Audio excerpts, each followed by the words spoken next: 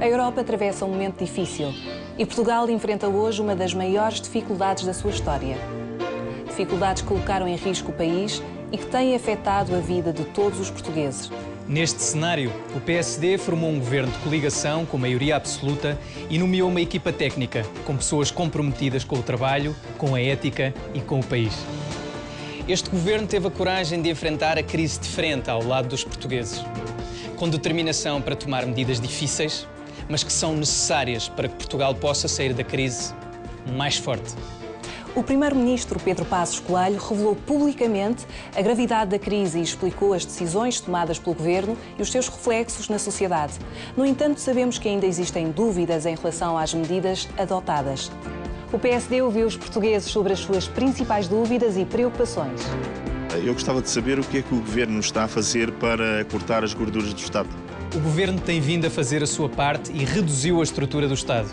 O número de ministérios diminuiu, foi reduzido em quase 30% o pessoal dos gabinetes e foram cortados mais de 1.700 cargos de direção superior no Estado.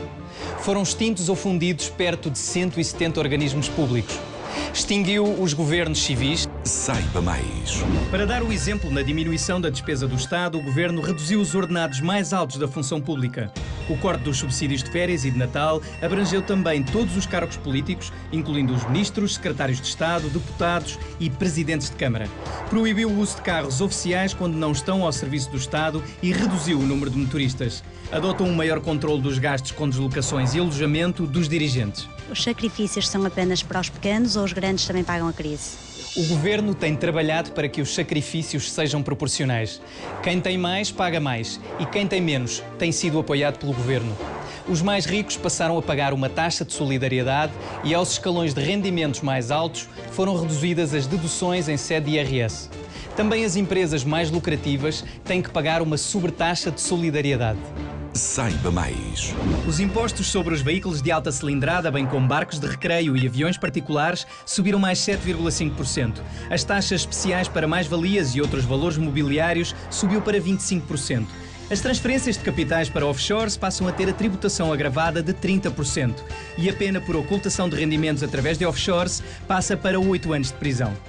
Quais as medidas de segurança social que estão a ser adotadas para proteger os mais pobres, que são aqueles que mais sofrem com a crise? O governo está atento aos mais carenciados. Por isso lançou o Programa de Emergência Social, que prevê, entre outras coisas, o aumento de 10% do subsídio de desemprego para casais com filhos quando ambos estão desempregados. Saiba mais. O governo possibilitou o aproveitamento de mais 20 mil novas vagas em creches, adotou tarifas sociais para o gás, eletricidade e transportes públicos, de acordo com o rendimento das famílias, e promoveu para o próximo ano o aumento das pensões mínimas sociais e rurais. Que medidas é que o governo poderá estar a implementar para fortalecer a economia nacional? Nos últimos anos, o Estado viveu acima das suas possibilidades, gastando mais do que podia. Foi assim com o Estado, mas também com muito do setor privado. Com isso, Portugal duplicou a sua dívida, colocando em risco o presente e o futuro dos nossos filhos.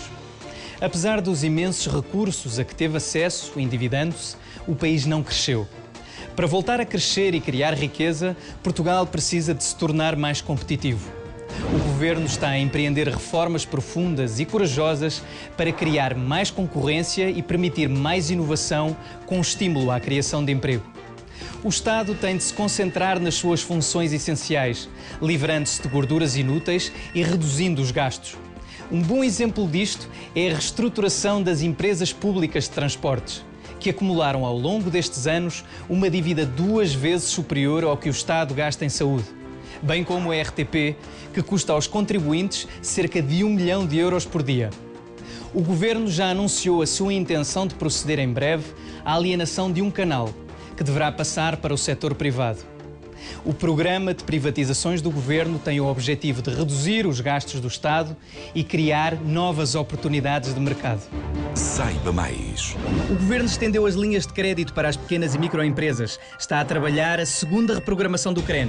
Iniciou um novo modelo económico sustentado nas exportações, no empreendedorismo e na inovação. Os cortes na saúde não irão diminuir a qualidade dos serviços. Os portugueses podem ficar tranquilos, porque a qualidade dos serviços de saúde não será afetada. As medidas que foram tomadas tiveram por objetivo principal evitar os desperdícios que existiam no Serviço Nacional de Saúde e o corte de despesas inúteis. Nessa área, Portugal já fez mais com menos. Saiba mais.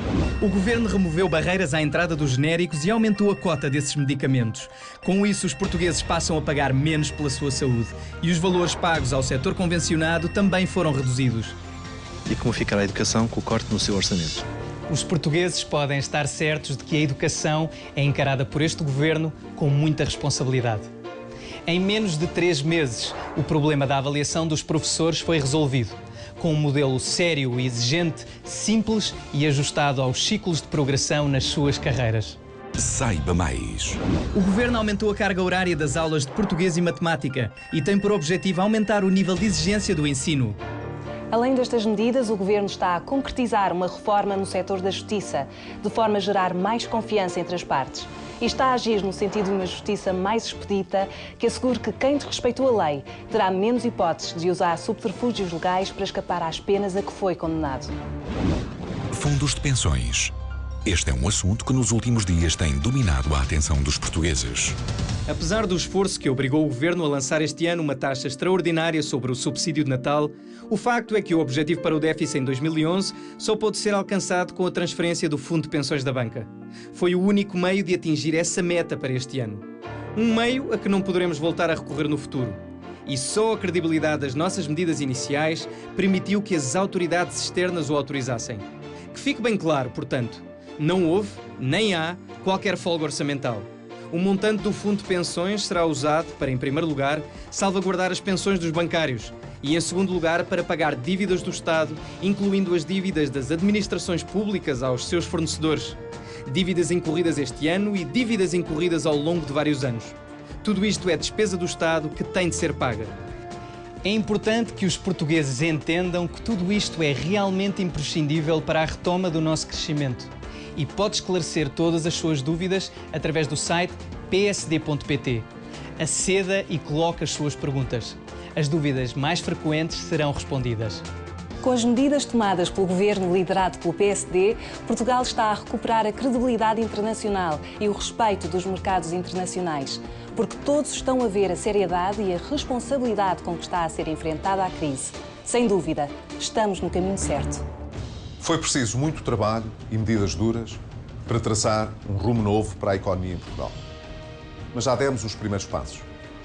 Sei que essas medidas estão a afetar a vida das famílias portuguesas. Mas também sei o quanto elas são necessárias para proteger o futuro económico do país e de todos os portugueses. Algumas dessas medidas foram adotadas com caráter temporário, devido à emergência da crise. Mas agora o nosso desafio é fazer mais e melhor com menos. É o momento de juntos trabalharmos por Portugal. Por onde ando, sinto a vontade do povo português em superar este momento. Quero de resto aproveitar esta oportunidade para agradecer o empenho, o sacrifício e a compreensão de todos. Portugal sempre saiu mais forte das crises que enfrentou. Por isso, gostaria de lhes dizer que tenho a esperança e a confiança de que juntos vamos vencer. PSD. Portugal é capaz.